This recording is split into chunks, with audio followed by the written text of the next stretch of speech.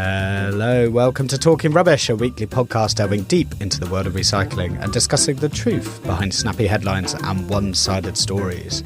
I'm James Piper, author of The Rubbish Book, and I'm joined by Robbie Staniforth, my far from rubbish friend. And we are joined today by Gareth Morton, our far from rubbish guest. Good morning, Robbie. Hey, James.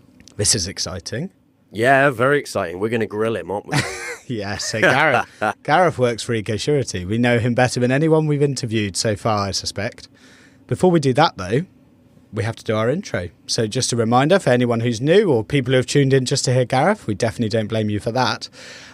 We always do this little intro and we do an interview every 5 episodes. So the rest of the time you just hear me and Robbie talking about stuff, and every 5 episodes we bring in actual experts.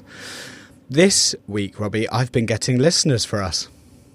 Really? Okay. Thousands, tens of thousands? One. I'm always looking for new listeners, and this week I was walking past a thatched cottage. Okay. And it was beautiful. It was the most beautiful cottage, middle of nowhere, and they had a podback bag outside their house. Ah, so they're recycling coffee pods. They're recycling coffee pods. So it's so funny because we're walking past and Ellie's like, look at that gorgeous thatched house. And I'm like, look at that gorgeous podback bag. Oh, gosh, you really are that sad, James. Absolutely. Anyway, this lady the owner came home. She just parked up and came home, and she walked past us and she could see us staring at our, respective things we were both looking at. And she said, oh, hello. And she said, what do you think of the house? I said, it's lovely, but I love these podback bags more, which I think took her a bit by surprise. And I started talking about it. I said, look, coffee pod recycling is something I help bring about, and I'm always excited to see it. And I'm so excited that you can get the recycling all the way out here. We're in the middle of nowhere. Meanwhile, Ellie was talking to her about the thatch and all sorts of, the important stuff. Anyway, I did, as you would expect, happen to mention the podcast, and she said she would take a listen. So if you're listening, Thatch Cottage Podback Lady, I'm sorry, I don't know your name. Those are all the details I have. Welcome to the podcast. Get in touch. It'd be great to know that you're listening.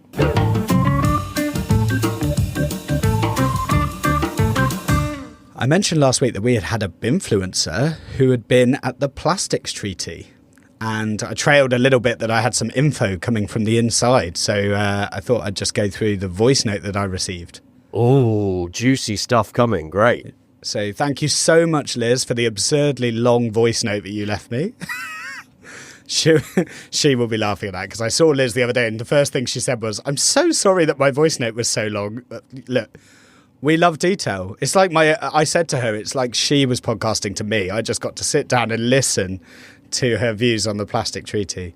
So she felt that our discussion around the oil-producing countries was pretty accurate, but she had an anecdote that she wanted to share that I think just brings it to life a bit more than we did, because obviously we weren't there. So on the first day, the US apparently stood up and said, so let's just reiterate, we're at a plastics treaty, okay? Let's just start with that in mind. We're at a plastics treaty. The US stood up and said, this treaty is not about plastics. Oh, my God. Apparently, that is what happened. The whole room just then started laughing. Oh, really? Yeah, and because obviously she was in like a room with all presumably the activists and the people who would have just been like, what the hell are you talking about? Of course this is about plastics. Anyway, Saudi Arabia then added a bit of context and said, this is about plastic waste and mismanaged plastic, not plastic production. So, it's that same thing we said in our episode. It's like, what are you talking about? Of course it's about production. Anyway, this is day 1. I mean, surely at this point you're packing up and going home. She said that, look, no one could agree on anything because they couldn't even agree on the scope. And Liz felt this was such a derailer. So that was the first point. So they had just unpicked the whole thing from the jump, basically. Like day 1, yeah, opening line, this treaty is not about plastics. She gave me a couple of other points which I thought were really interesting. So there was this interesting point around design. We talked a little bit about the fact that the Plastics Treaty was looking at how to make design of packaging standardised, and we've covered this over the last few episodes. We think standardisation around packaging is really important. However, this treaty, which I hadn't quite appreciated, this treaty would have affected every industry. So laptops, chairs, photo frames, you name it. If you start putting restrictions around the design of things made of plastic, it's not just packaging, it's everything. Gosh, that's an awful lot of stuff, isn't it? This plastic's everywhere, not just packaging. Yeah, so I think this kind of, again, it overpowered people. It's too much work to get through in that time frame to think, how are we going to solve for every single use case of plastic? And her final point, which was so interesting on the politics of this, and I'm sorry to anyone in the US because I'm not an expert on US politics. I am increasingly becoming an expert on US politics, as we all are, but you know, it's not really, in terms of how this all works, it's not really as clear to me as the UK. What people were saying outside of the treaty is maybe when Trump is out of office, we have a chance of getting something like a plastics treaty through. But she was saying, well, this isn't true, because if you have a Democrat in charge, like Biden was, actually what might happen is the Republicans might block it because they're not going to be fans of plastic production. Okay. Whereas if you have a Republican government in place, when the plastic treaty happens, Democrats are more likely to vote it through. So there was this feeling in the room that actually to get a plastics treaty through, you sort of need to do it when there's a Republican government in place. Ah, very interesting, but potentially not a Trump Republican government by the sounds of it. I think that's probably fair, yes. We also had a WhatsApp from John. Now, this one has really stumped me. Sometimes we get things in and I just think, I can't think of any good reason why this has happened. So over many episodes, we've talked about the OPRL label. So this is the label on your packaging that says recycle or don't recycle. And John sent me a WhatsApp with a picture of a Morrison's sun-dried tomato paste, which is in a glass jar. Okay, so just like a little glass jar, you can imagine a sun-dried tomato paste. It has the OPRL label, do not recycle. On this very normal looking glass jar. There's no anything added to the outside of the glass jar that you can see, or... There's a big label on it. We'll talk about that in a second. John actually asked Morrison's why this was the case. They didn't give an answer, but they did send him £20 worth of points. So, you know. Anyway, I couldn't understand it. A glass jar in this form, in my opinion, should be marked recycle. I reached out to Alice at OPRL, and as I said, this jar does have quite a large label, and Alice and I were discussing the fact that there was a version of the RAM where a label covering more than 60% of the jar would make it red. And so we weren't sure if Morrison's were preempting that. But I mean, that's not what's happened. That would be a sustainability team moving very far ahead. Yeah. You know, and you don't react to the RAM in that way and change your labelling. So I went to Morrison's to see this myself because I thought maybe it's a production error. So I'll just go to a random Morrison's. Oh, your investigative journalism knows no ends, James. Very good. I know. And it was true. This jar was still marked as do not recycle in the Morrison's I went into. And John and I live very far away because he sent me his rough location. So I know that I'm in a completely different Morrison's. And it's worth noting that things next to it, like the pestos, which are also in a glass jar, slightly taller jar, but still in a glass jar, were all marked recycle. So I think this is a mistake. With the same sort of size label and stuff, so it must be a mistake. I think it's a mistake. So we're trying to get it changed. So, you know, this is another thing that Talking Rubbish may achieve. Maybe we'll get a recycle label on the Morrison's sun-dried tomato paste and increase glass recycling by I don't know what, a few kilos. Oh, it's really big stuff, James, this. Very good. And if people want to listen to the Bimfluencers out there, want to catch up on that episode with Alice from OPRL, that's episode 45. So, Bimfluencers, let us know if you see anything else in the wild that's weird, because we will investigate everything. Even if it's a tiny little jar, we will investigate it. So let us know what you spot, because it's great fun trying to find out why things are mislabeled.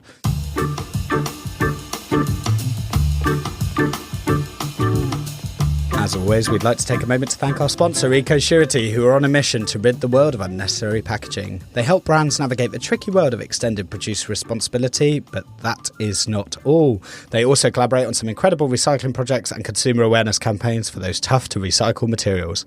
If you're an organisation looking to make smarter packaging choices, check them out at ecosurety.com. And if you've ever wondered what all that spiel means, we're about to find out with Gareth in a moment.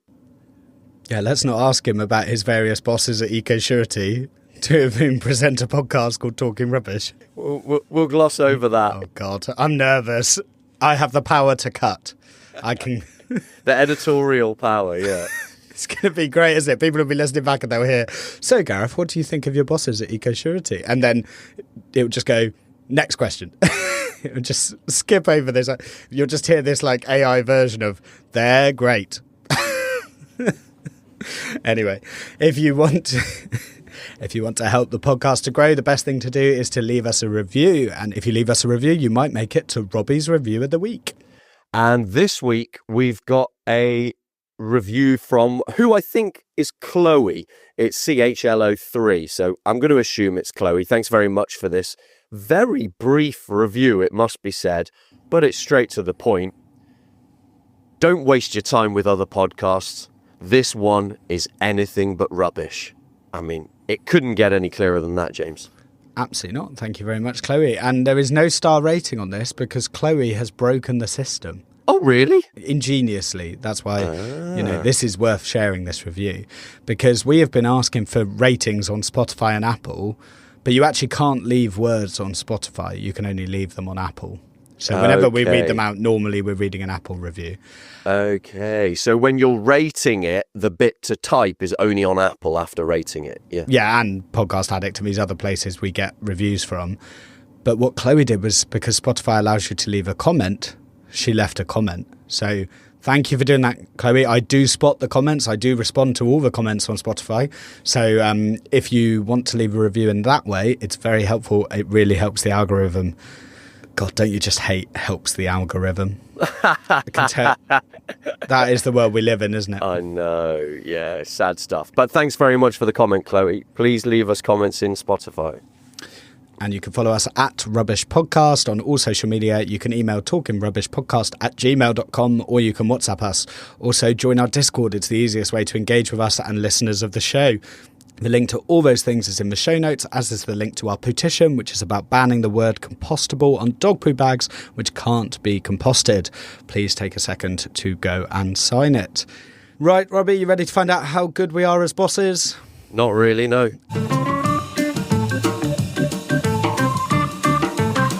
Today we're joined by Gareth Morton from Ecosurety. Gareth has been looking after the FlexCollect project as it became. So last week we covered the Flexible Plastic Fund and how that started. It transformed into FlexCollect, which is using the money that we created, what we talked about last week, to collect flexible plastic from curbside. And we have just launched an incredible report about how this has all happened and what we've learned and all that kind of stuff. And so we get the opportunity today to talk to Gareth about that report.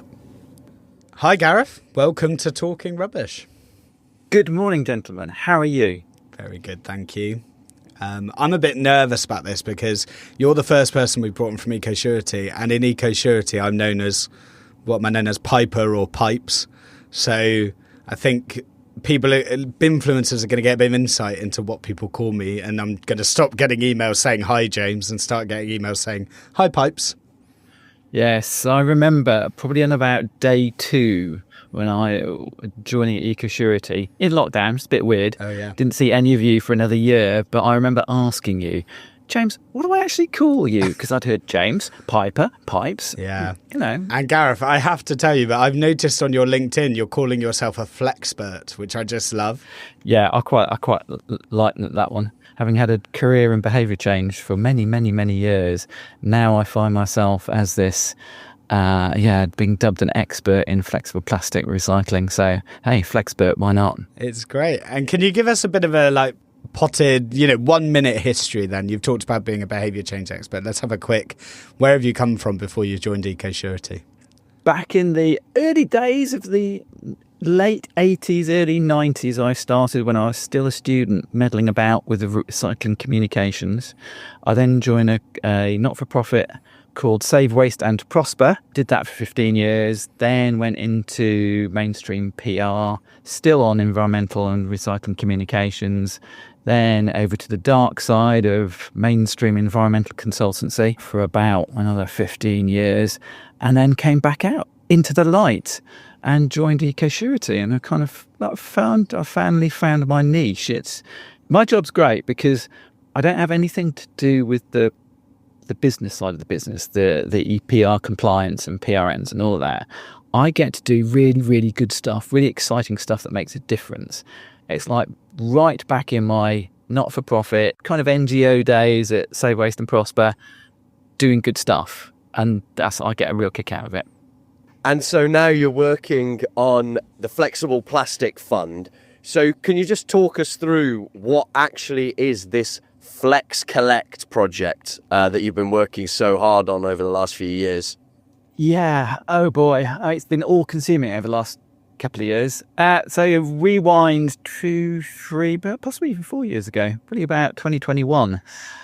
We set up the Flexible Plastics Fund, which was started off looking at what's going on with retailers. How can we support the recycling of the material being collected, all the plastic bags and wrapping that retailers were collecting. But longer term, we knew that simpler recycling, as it's called now, it wasn't then, was coming, and the UK was going to move to curbside collections. So we always knew that was the long-term aim. The retail stuff was only transitory. It was going to move across to collecting it at curbside at scale. Big question was that nobody knew at that time, well, how? How are we going to do this? And more importantly, where's it going to go? Who's going to recycle it? What into? And the really crucial question was, how much is it going to cost? Particularly for the brands we work with in the Flexible Plastics Fund, who were going to be paying into it, how much were they going to pay in for this? Nobody knew. So the project kind of was formed from that. How are we going to do it? Add flexibles to all those current curbside collections from people's homes, which are many and varied, as both of you know very well, and I'm sure you've discussed on the podcast. Different bins, different sizes, different colours. Where are the flexibles going to go? What do they do with it once they've got it on a vehicle? How are they going to separate the flexibles from all the other stuff that it's collected with? And then, when you've got your pile or compacted bale of flexible recycled plastic bags and wrapping, where's it going to go? How is it going to be recycled? What is it going to be recycled into? And the other sort of ultimate question for the brands is they want to go full circular, i.e. they want to get this stuff, the post-consumer flexible plastic packaging, all those plastic bags and wrapping, they want to get it collected and get it recycled back into food contact packaging, back into the bread bags, the sweet wrappers, the crisp packets that we all buy. And we didn't know how was that possible. Long term, it will be, but 4 or 5 years ago, quite a big question to ask. And ultimately, that is the ambition for the Flexible Plastic Fund and the members. It's to achieve circularity and get this stuff back into food contact packaging. So very ambitious, lots of huge questions that we set out to try and answer. Perfect summary, Gareth. And we had, recyclers 5 years ago, the three of us were talking to them saying, can we make a crisp packet? And they were all saying, no way, it can't happen. And I love trying to prove people wrong. I love trying to get stuff together and say, actually, I think we can achieve this. And let's walk through the whole process. So we start with the collection, because people may not be familiar with FlexCollect. I mean, the three of us have literally just got back from the House of Parliament where we've launched this report. Absolutely amazing achievement over the last few years, and the results are so interesting, and I think it's worth us just going through those results, sort of exploring areas that we think are good and areas that need improvement. So just to talk through the collection, we have ended up with 10 local authorities collecting flexible plastic. I will just name them so that, because a lot of them have come up on the podcast over the previous episodes, because we do often talk when people bring out flexible plastic. So the 10 local authorities are Cheltenham, South Gloucestershire, Malden, Newcastle, Somerset, Reading, North and East Hertfordshire, North West Leicestershire, Bracknell Forest and Warwick. And between them, those 10 local authorities, we have been collecting from over 160,000 households. So why those 10 local authorities? Well, the key thing about the trial was we wanted to, work out how to do it, but also prove to the rest of the industry and government that you could do this at scale. And we needed data. We needed information for all the other local authorities certainly across England at first, where simpler recycling was being introduced from April 1st, 2027, but eventually Wales, Scotland, Northern Ireland. So they had to be representative so that the data would work. Any local authority, whether it's Northumberland to Cornwall, could actually look at the data we generated, the types of collection schemes we worked across, rural, suburban, inner city, you name it. We had to have a real cross-section so that you could drill down into the data and find information that matched your area, your collection system, your particular kind of material recycling facility, the MRF layout, all that sort of stuff. That's why it's such a big trial. 10 local authorities, 160,000 households. You look at the collection schemes alone, we had 4 that are source segregated. So that's where all the different recyclables, householders sort them out into different containers at home. They are put on different compartments on a collection vehicle and then taken to a depot. To twin stream, where you basically have 2 containers, some type of wheelie bin, and you generally put paper and card, maybe plastic in one, and then cans and glass usually, or glass separately in the other one. 2 containers for your recycling, different combinations, but that's why it's twin stream. And then commingled, everything goes in one container. Now those are wildly kind of different. And how are you going to integrate flexibles? Lots of, can be big pieces of plastic, can be tiny pieces of plastic, into those different systems. How's it going to work when there's only a certain amount of space, A, in the container itself in a household, B, on the collection vehicle that's picking it up, and then when you get back to a MRF or a depot, you've got to separate the flexibles from all the other stuff. Otherwise, what's the point? So we needed to run those trials across all those different kind of services in order to understand how it was going to work. So interestingly enough, from what we see from the report, is that bags are really important. I think were they blue bags, purple bags? What did you find with these survival bags, as you're calling them? We had the idea of survival bags right from the start because for the research purposes and the data gathering, we needed to contain the flexibles that we collected in order to analyse it, quantify it, all the rest of it. But actually, we very quickly worked out that I shall stop. Piper's got his hand up. No, sorry. Why have you got your hand up then? Sorry, I raised my hand. Don't know why I raised my hand. We'll keep this in the podcast because it's great. Don't know why I raised my hand. I need someone to define survival bag. Right, We've okay. said and I'm like, I don't know what. Look, you and Robbie, you've been working on this too long. You know what survival bag means. What is a survival bag, Gareth? Right, okay. Well, it's like a podback bag. It's a bag in which you put whatever it is you want to collect. It will then go on the back of a vehicle, get rummaged around in the back there. It will go through a MRF, and it will survive that process, being bashed about, squashed, hit, crushed, scratched, all the rest of it. The contents will survive, they will be protected, and you will get the material that you want, that you've collected at curbside, out at the other end. That's why it's a survival bag. It enables whatever you're collecting to survive the collection process. It's a glorified bin bag, James. Yeah. Thank you so much. Yeah. Now, where was I before I so rudely Back interrupted? to your answer. So we started off with bags because we needed to isolate the material for the research aspects of the project. But we quickly realised that actually this is really good because it makes the whole separation process a lot easier. You imagine, you two have been to MRFs, and I think quite a few of your listeners will have been to a MRF. There's a big, huge conveyor belt. Usually there's an operative, a person, who will be manually picking to try to identify sometimes contamination, in our case, the flexible plastic. 2 choices.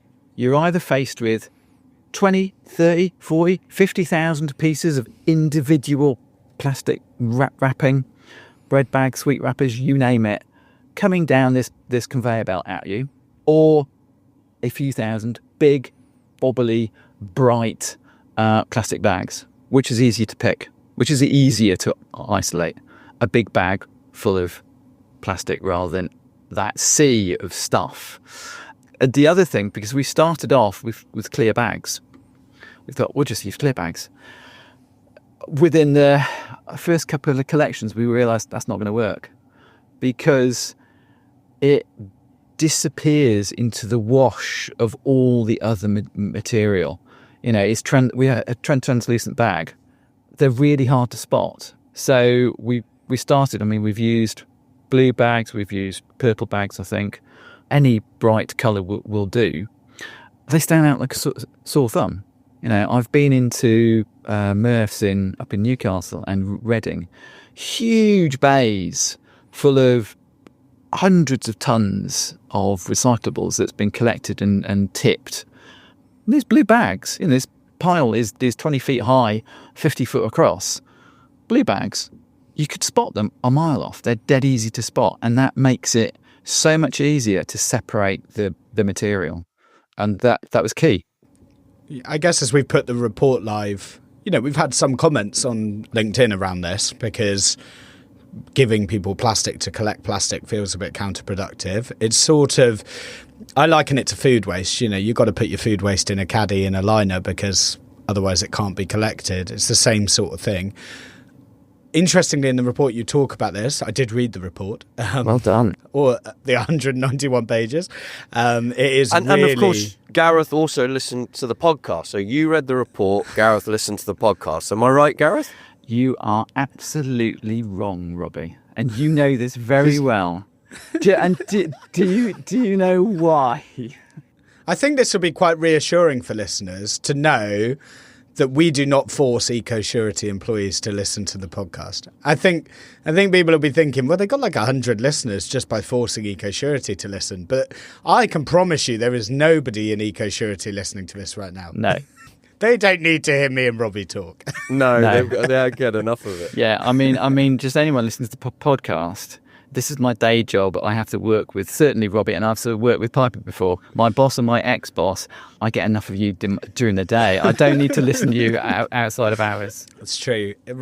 Gareth knows all of our opinions. Anyway, my comment here was, looking through the report, the bags only made up 7% of the weight of material that was collected, and they are also recycled. They're flexibles. Yeah, absolutely. So it is just worth reflecting on the fact that you're adding 7% weight of plastic, but you are drastically increasing the recycling rate way beyond 7%. Yeah. So it's a necessary evil to give people these. I mean, I would like to see in the future people using their own plastic bags, using a bread bag or whatever, to contain flexible plastics. I can see that happening, but that is, as you and I and Robbie know, that's a massive behavioural change piece that's going to take years for people to get used to. So in the meantime, you have to give them something to put the plastic into. Indeed. Now, there's two things I want to say at this point. One is people using their own bags. Two is the Sherborne Recycling Murph in Coventry. Which we still need to go to. You I'm do. very keen. You do. I'm very keen to go to. Yeah, I've not been either. If they're listening, we want to go there. I'm sure they'll welcome you with open arms. So, using your own bags. We tried this in South Gloucestershire. We thought we'd give it a go, see how it compared to giving people their own bags. Three main issues, I think. One, people weren't as keen. They didn't participate as much, so we got less material. Two, they could use any bag, fine, but there was a lot of people using, I would say, inappropriate bags. Even things like bin bags, which are no good. You can't tell whether is this rubbish or is this full of recyclables. So lots of it inappropriate bags, or unsuitable is a better word. Because some of those bags were unsuitable, they weren't tied. Now, the tying of bags is something we emerged as a project went on. The first couple of trials we did, people were very well behaved, put their stuff in the bag, tied the bag up, put it in, hunky-dory. as time went on and we expanded the trials, people were not picking up or not realising, and I think this is a function of people putting stuff into a commingle bin, i.e. a big wheelie bin. They didn't see the need to tie the bags up as much. And if the bag's not tied, you can imagine what it's like. It gets tumbled about in the back of a collection vehicle, or when it gets to a MRF, you'll lose the material. The material will shed. So we realised that you've got to tie the bags. And that became a key focus of some of the messaging about halfway through the project. Very important, tie the bags. Make sure the bag is full, make best use of that bag, and tie it up so we don't lose the material. And the other point about, going back to South Gloucestershire, so unsuitable bags not being tied, losing material. When we did a survey of participants in that area, they said, this is such a pain. Can you give us a bag, please? They actively wanted a bag because it was easier. And the last point kind of is about bags in general, but the bags we provide have messaging on them, telling you what to put in it, reminding you to fill it up and tie it. So the bags are a very important communications tool, as well as being the physical means for people to participate. And, the participation rates are very good and much higher than if you ask people to use their own bags. So that's own bags. The Sherborne Recycling MRF and the collections in Warwick, they didn't follow the bagged model because the Sherborne MRF is brand spanking new. I think it was commissioned in 2024, back into 2023, I think.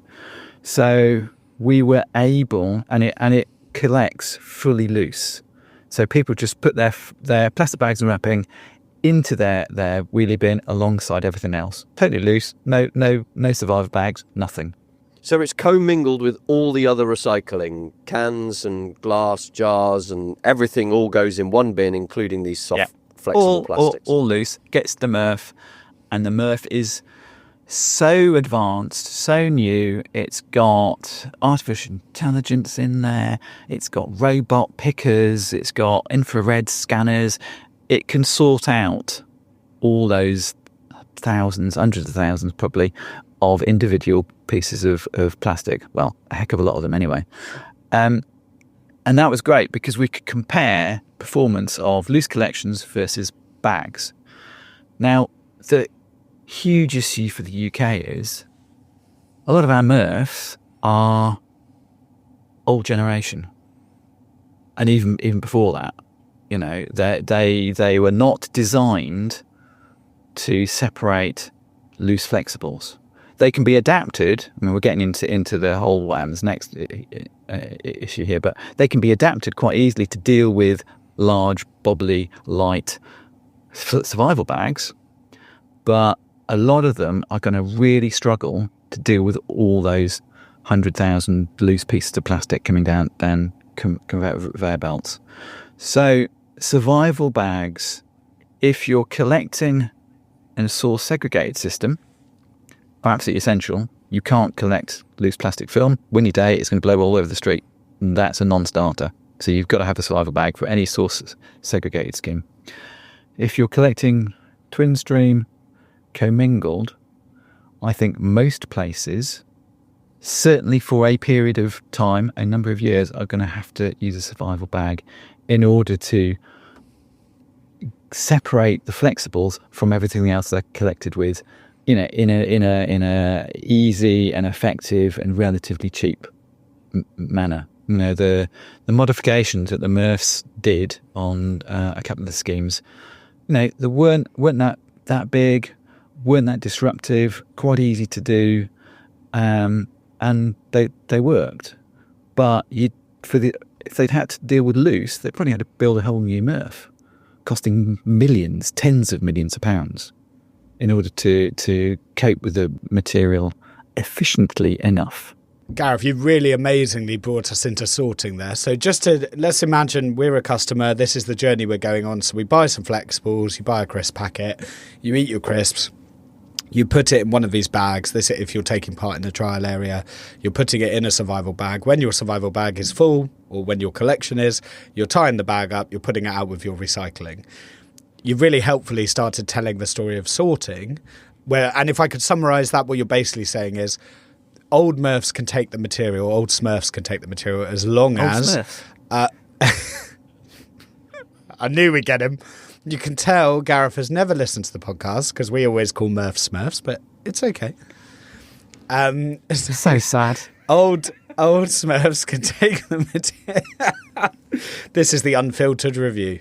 Gareth Morton, so sad, 1 star. Old Smurfs can take the material as long as it's in a survival bag. Newer Smurfs might be able to do something with it, but in the main, we're going to be using bags to collect up this material in the near to medium term. So that's the sorting, and as long as you do it in a bag, you don't really need any additional tech. You can use your existing Smurf. There's not much investment that's needed. You might have to do something. All Smurfs are different. We've got him on it. He's now. in. Great. He's in. Only because it's you two. Yeah, I mean, they're all different. Everyone that we worked with had to work out its own way, the best way for it to intercept the material. A lot of them, it'll just be a case of putting an extra person on a shift who's literally standing there picking the bags off. Others... so that's not much of an adaptation, no, is it? No, it's not. For others, you might have to do something more. So for one of them, we actually fitted a vacuum extraction system. Basically, it's a big tube connected to a big kind of wind machine that it's still got a picker. He picks it off, drops it in the chute, it gets sucked through a pipe and empties into a skip, because that's the only way they could fit it into the Murph. There was just no space. Yeah, exactly. For someone to directly pick it and throw it into a chute or throw it directly into a bin or skip. It had to use this sort of suction thing to get it to the right place in the site. It actually went out through a hole in the wall, and the skip was outside. That's how for space it were. Another one, they just built a little extension on the existing gantry, which was a pre-sort gantry where they've taken out lots of contamination and, all sorts of junk that makes into people's recycling bins. Unfortunately, I think that's a topic for a future podcast, by the way, contamination. You wouldn't know if we've covered it already. I have no idea. I bet you haven't, though. Have you? Have you? We always talk about contamination. We haven't done a specific. Not specific. Okay. No, it will be there. I'll send you the article that has highlighted it as an issue, an ongoing issue. It's been an issue for years. Right. But anyway, I'm off topic. Yeah. So they built a gantry that enables them to separate the bags before it even goes into the Murph proper. They're just doing a little bit of a pre-sort of the material, make sure there's, not an engine block in there or something like that. Oh, so it's right at the first step in the Smurf. Literally. Every other one, they've had to work out where in the system they can intercept the material. But for most of them, it's not a huge cost, not a huge investment in new kit at all. And what I've been most impressed with, if we move past the sorting to the recycling, the report talks about 82% target material. So yes. Of what people were putting in the bags, 82% of it is what you're looking for. The quality of the material surprised everyone. We had hard-bitten waste management operatives from Suez working on the project, and they were expecting this material to be pretty grotty. It wasn't. It was really clean, really good, which really shows that the great British public really want to recycle this stuff. I think some of the early, because we actually went and analysed some of the material that was collected. I mean, it looked like some of this stuff had been washed and steam pressed before it put out for the collection. But yeah, the quality, the amount of on-target material, and the cleanliness were really, really good. Yes. Some people thought, it's plastic, we'll put my margarine tub in there. Well, yeah, it's plastic, but it's not the same, is it? But then, yes, you do get some people putting some strange things in there. Do you think you're getting some false results there because people who are likely to take part in the trial are also likely to steam press their flexibles? Or do you think actually you've got a good mix of the public that were part of the trials? Yeah, good question. And that's why the trials are so big. That's why we did lots of different areas with lots of different types of people in order to understand. It is true to say people living in leafy suburbs recycle better than people living in high-rise flats, high-density urban areas. It's just like that. So we deliberately had all sorts of collections from all sorts of environments, and we could test it. And to be honest, the participation curve and the quality curve of this certain amount of people, really, really good. Lots of people in the middle do okay, pretty well, not perfect, and some at the bottom who either don't participate at all or don't do very, very well. That kind of matches the existing recycling profile of the UK population. And that was something important to establish. So you're just dealing with the same problem as you've dealt with the plastic bottles and aluminium cans and cardboard boxes for years? Absolutely. There's no difference. But I think the amount and the enthusiasm that we found from people was quite encouraging. It is probably the biggest single potentially recyclable component left in people's rubbish bins. So a lot of people were like, great, we can recycle this stuff, finally. I don't have to take it to the retailer. I can do it at home. Fantastic. That's exactly what people are like, Gareth. Great impression. That's what I'm like. So moving on to where's it all gonna go, really? That's one of the key questions, isn't it? So it's good material, people participate, they're desperate to get it out of their general waste and the stuff being incinerated at the moment. How many more facilities do we need? Is it inevitable that we're going to export this stuff? And can it go back into actual flexible film applications, or is it going to go into furniture and things like that? I think it'll be a mix of all those things. Yes, you could put it into park benches and fence posts and stuff like that.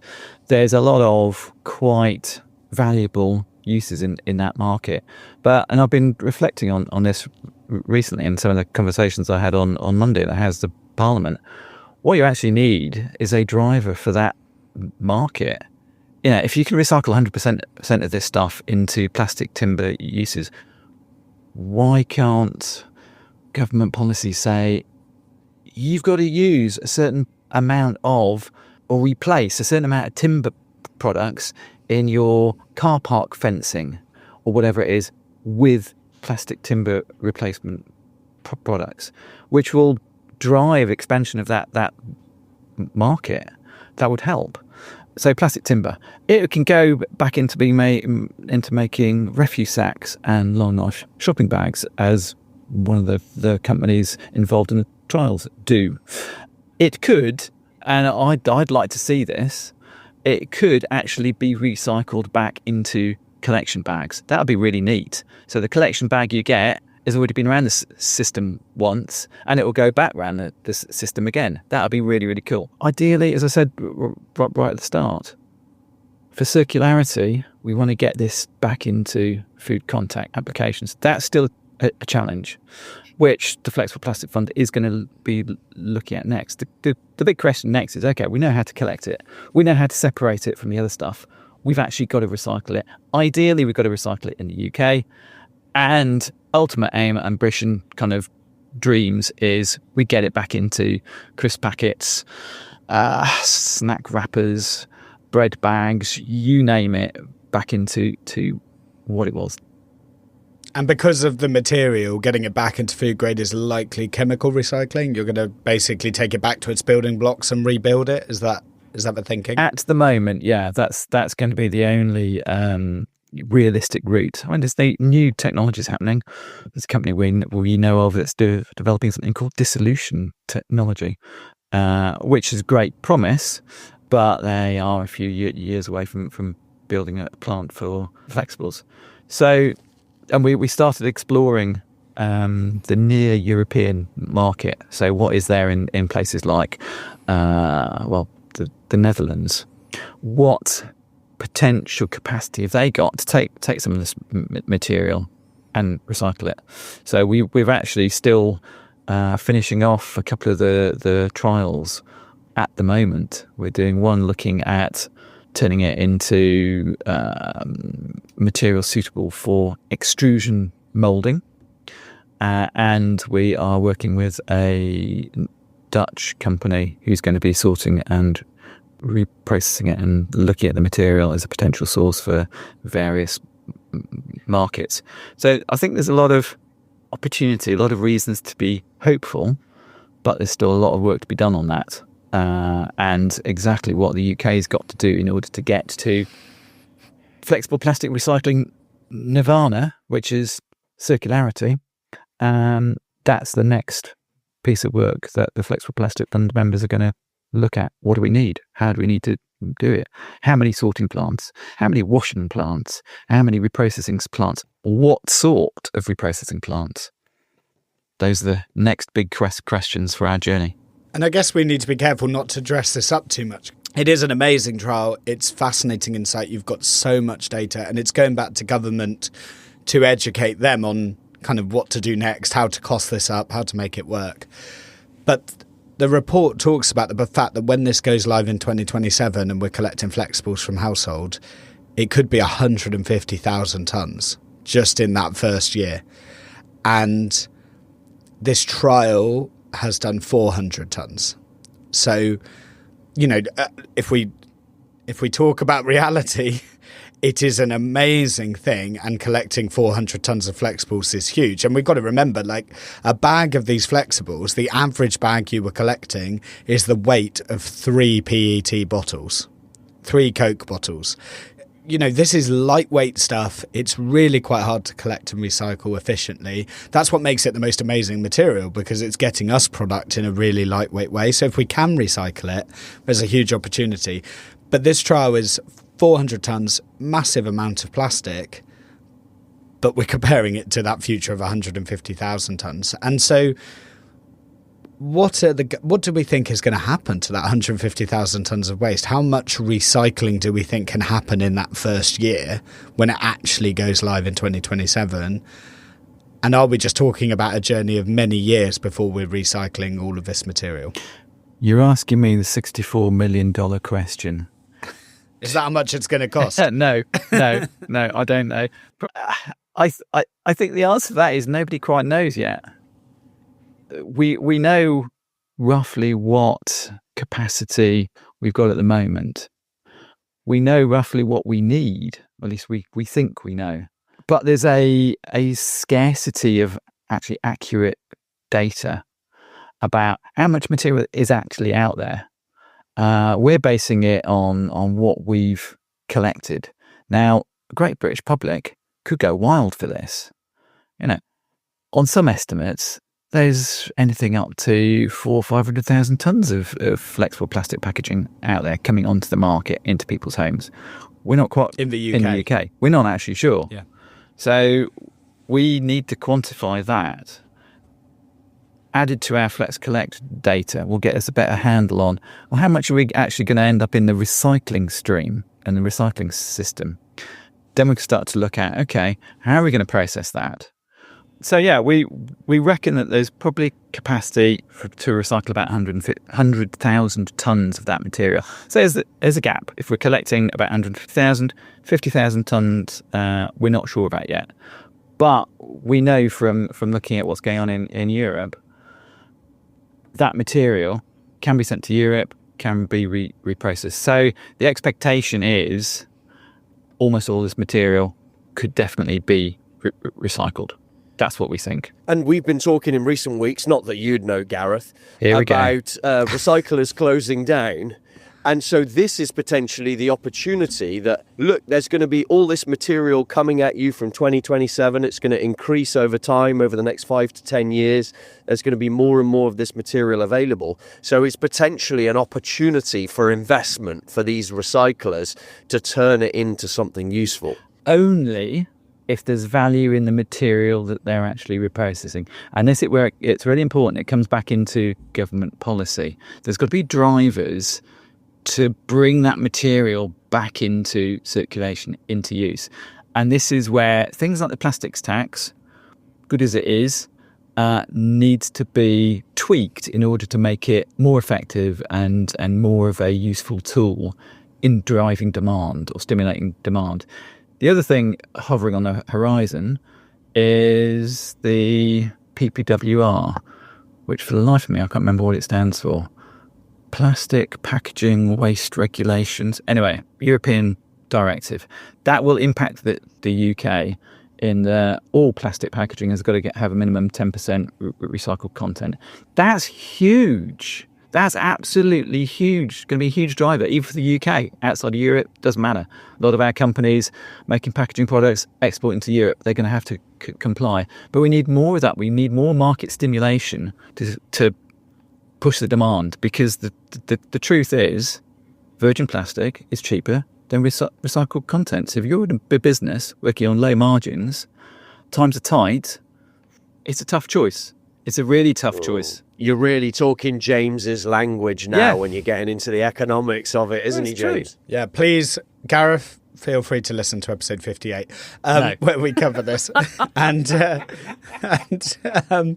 just in case any influencers are confused, you mentioned 10% there. We talked in the episode about PET, which has a 25% minimum recycled content, but you're right, all plastic is 10%. Right, let's quickly talk about economics, because you calculated the costs in this report, and it came out at £6.56 per household per year. So that is what this will cost in order to collect. I think around £3 of that is the bag.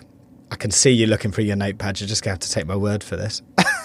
Throws up hands in despair. Yeah, go on, James. I think about £3 of it is the bag.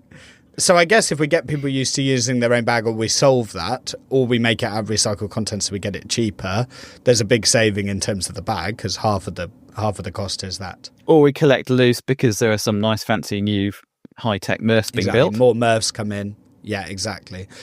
But when it comes down to it, what you calculated was that the cost of collection, sorting and recycling flexibles worked out at about £1,600 per tonne. And if you work that out on a per item basis, it's 0.12p per item. So just to put that in perspective for listeners, that is what we're talking about. A tenth of a penny per item you buy wrapped in flexible plastic. And I guess we as consumers just have to decide if that is a price that we're willing to pay. I mean, to me, it sounds like not a lot of money at all. Yeah, I think there's two things there. I think one, it's actually the costs are less than everyone thought.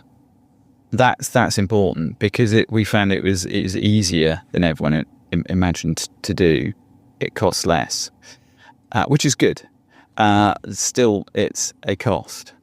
But I think you've got to temper that against what price the planet.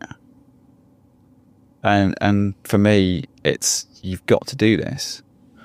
I live up in Leeds in Yorkshire. We've had one of the biggest wildfires in the North York moors, I think, ever this summer. It's still smouldering. Wildfires now, because of changing climate, wildfires never had wildfires like one. Never had wildfires when I was young. Now it seems to be the new normal. If we're going to have a planet to live on, we need to do this stuff. And if it costs, it costs, because the consequences of not doing it are unthinkable. And this is what makes me get up in the morning, go to work, and work with a pair of lunatics like you two to make a difference. Lovely. Look, there's loads we could go into. We're massively running out of time because we all love to talk, and so this is a dangerous thing for us all to get on a podcast. But Gareth, I think that is the perfect way for us to get into our final couple of questions. So thank you for leaving us with that. I knew in advance that you hadn't listened to the podcast because I sent you a framework of what we were going to discuss, and I just wrote gift, because obviously I say to the guests, do you want to, offer a gift to our listeners? But because I think they've listened, I just write the word gift. You asked for a lovely gift that you thought you were going to receive for appearing on this podcast. Why not? Giving it my valuable time. So answer inane questions from you two. So what is the gift then, Gareth? It has to be a litter picker. So this is the thing. So that I think your listeners need to know that I am a obsessive litter picker. You actually came up before, Gareth, on Alice Rackley's episode. I did, yes. She said you were an inspiration. I litter pick from sea to summit. When I go to the basically anywhere I go walking, and you two know I walk a lot. I'm a qualified mountain leader. Heading off into the hills is my thing. I always take a litter picker with me and a bag, and I pick litter because it's important. It really, really is. You actually had a meeting the other day and you decided to have a litter picking meeting where you did your meeting while litter picking around Bristol. It's a great idea. I've got to do that more often. Yeah. Yeah. You know, it's kind of a bit trite, but it is life changing because every walk you do outside, just going around the block, to have 5 minutes at lunchtime of exercise, you make a difference. So I gift everyone in the entire world a litter picker and a bag. They've got to have a bag to put the litter in. What litter picker are we actually providing? Can you describe it? It has to be one from Waterhall, who make them from recycled ocean plastic they've picked off beaches, and ghost gear, which is abandoned and washed up fishing gear. That's what you want. If you're listening to this and you want to enter the draw to win, please head over to our Instagram, where you will find an image to launch this episode. It'll be a picture of Gareth. With a litter picker? With a litter picker, yeah. Like that post, follow us, and you can be in the chance of winning whatever this amazing litter picker is that we'll go and find offline. And the question we ask every guest, not that you'll know, but the question we ask every guest, if you had an environmental superpower, what would it be and how would you use it? Right. I want to have the eco-warrior equivalent of the Paddington Stare. Oh, yeah. Okay. This is good. Okay. So I can turn on my gimlet gaze. You're going to do this to camera now so we can put it on social media? Oh, it's quite scary. Yes. Right. Turn on my gimlet gaze on people when they are doing something environmentally unfriendly.